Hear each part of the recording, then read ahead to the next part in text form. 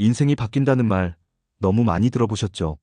하지만 진짜 인생이 바뀐다는 건 어떤 의미일까요?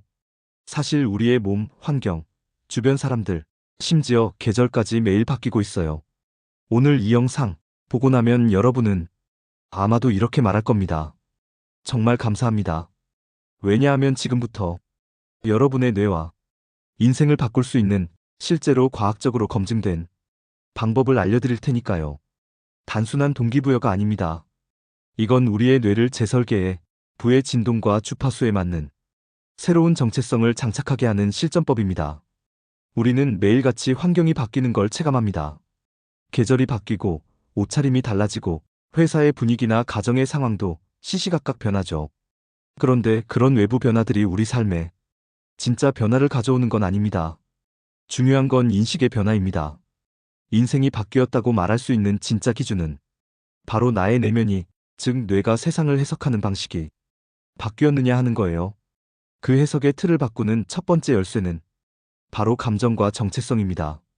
뇌과학자들은 이렇게 말합니다. 우리 뇌는 말보다 감정에 더 반응한다. 목표를 세울 때 난 반드시 부자가 될 거야 라고 말하는 것보다 실제로 부자가 된 자신을 떠올리며 느끼는 감정. 그 자유로움, 여유로움, 성취감을 자주 느끼는 게 뇌회로를 훨씬 강하게 바꿉니다. 뇌는 반복되는 감정에 적응하면서 실제 삶에 영향을 줍니다. 이것을 신경가소성이라고 하며 우리의 뇌는 감정적 경험을 통해 구조 자체가 바뀌게 되어 있습니다. 그 감정은 에너지로 작동하고 진동을 통해 신경 연결망을 재배치합니다. 존 아사라프는 매일 비전 보드를 보며 미래의 자신이 된 모습을 상상하고 그 감정에 몰입하는 습관을 들였습니다. 놀랍게도 그가 비전 보드에 붙여놓았던 집이 몇 년 후 실제로 자신이 구입한 집과 동일하다는 사실을 발견하게 됩니다. 이것이 된 척 전략의 위력입니다.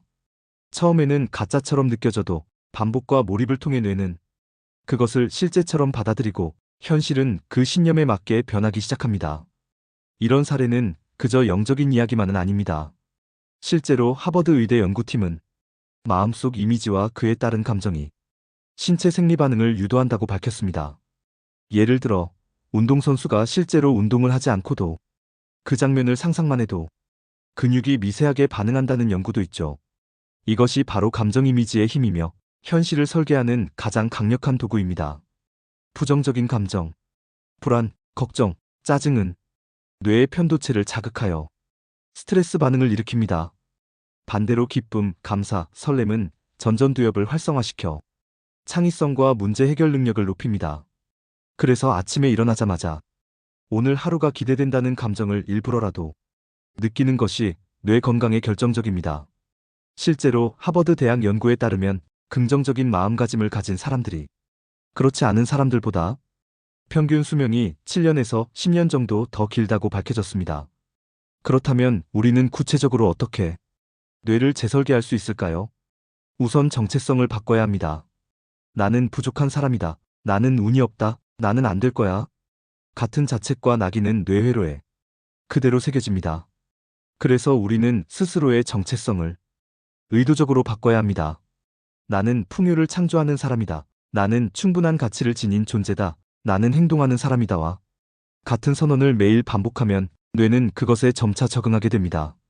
그 정체성이 고정되면 우리는 그에 맞는 선택을 하게 되고 결과적으로 현실이 달라지게 됩니다. 이것이 바로 자상 재설계입니다. 거울을 보며 선언문을 읽고 그 감정을 느끼며 말하면 효과는 극대화됩니다. 처음에는 어색하고 부끄럽지만 뇌는 진실과 허구를 잘 구분하지 못하기 때문에 반복되는 감정적 언어에 반응하게 되어 있어요.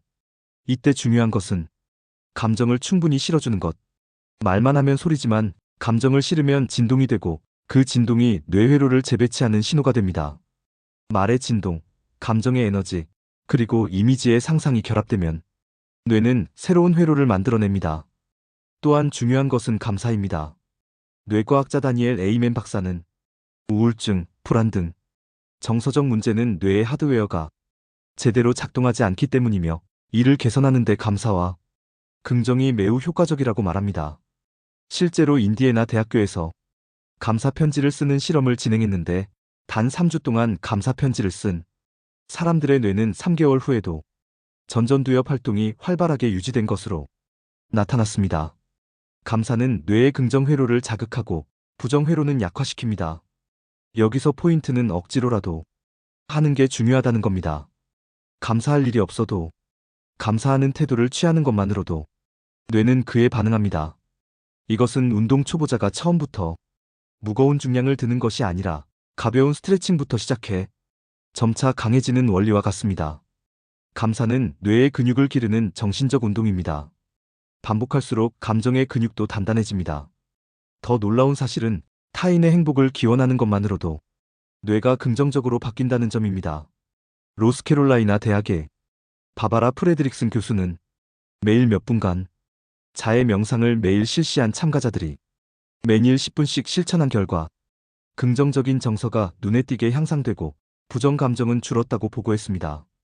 실제로 타인을 도와주거나 기부하는 행동을 할 때 우리 뇌는 도파민과 옥시토신을 분비하며 기쁨과 연결감을 느끼게 됩니다.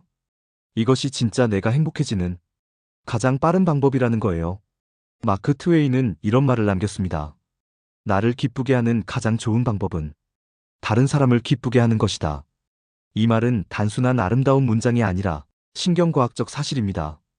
특히 자기중심적 사고에 빠질수록 외로움과 우울은 더 깊어지는데 타인을 위한 이타적 감정은 나의 존재 가치를 재확인시켜주는 심리적 백신이 됩니다. 여기에 간단한 유산소 운동과 명상을 더하면 금상첨화입니다. 운동은 BDNF라는 뇌율의 신경 영양인자를 활성화해 기억력과 집중력을 개선하고 명상은 디폴트 모드 네트워크의 과잉 활동을 억제해 불안과 잡생각을 줄여줍니다. 스마트폰을 끄고 잠시 눈을 감고 호흡에 집중해 보세요. 뇌는 그 짧은 시간에도 충분히 회복할 수 있습니다. 정리하자면 여러분은 지금 이 순간부터 다음을 실천할 수 있습니다. 1. 매일 아침 이미 변화된 나를 상상하고 감정을 느껴보세요. 2.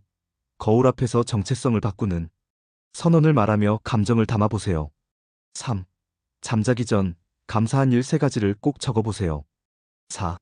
하루 20분 걷기나 스트레칭으로 몸을 움직이세요. 5. 하루 1회 타인을 위한 마음을 의식적으로 가져보세요. 가능하다면 말이나 행동으로 표현해보세요. 이 작은 습관들이 뇌를 바꾸고 그 뇌가 인생을 바꿉니다. 여러분은 더 이상 과거의 정체성이 아닙니다. 여러분은 의도적으로 자기 자신을 재설계할 수 있는 존재입니다. 뇌는 변할 수 있습니다. 감정이 그 열쇠입니다. 주파수를 바꾸세요. 진동을 바꾸세요. 그렇게 하면 인생은 반드시 새롭게 쓰여질 겁니다. 그러면 반드시 현실이 그리고 인생이 바뀝니다.